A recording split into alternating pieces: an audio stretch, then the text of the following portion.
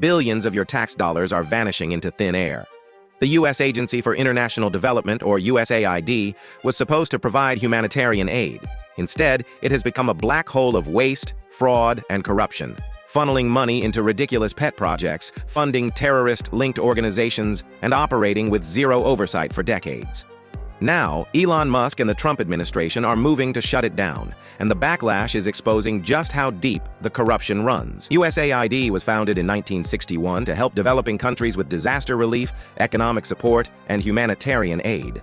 Sounds good, right?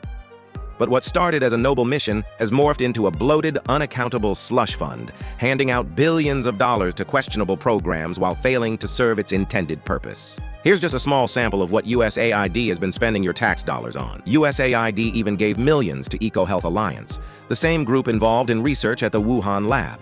So, while Americans were suffering during the pandemic, your tax dollars were funding the very people tied to dangerous viral research. Here's the kicker. There's little to no oversight. Former USAID officials admit the agency is impossible to track, with money going out the door with no accountability. After gaining access to USAID's internal data, Musk called it a ball of worms and a money pit, vowing to end the waste. Secretary of State Marco Rubio, now acting as head of USAID, confirmed that a full-scale review is underway and that hundreds of staff members have already been laid off. But not everyone is happy. Democratic lawmakers and international aid groups are furious, arguing that shutting down USAID will devastate global humanitarian efforts.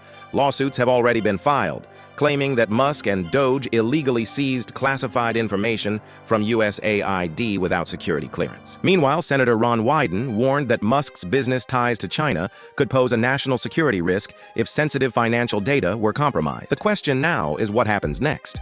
Will USAID be completely dismantled, or will Congress fight to keep it alive? If you have insider information about government fraud or misuse of taxpayer funds, visit sunlight.org, sunlyt.org.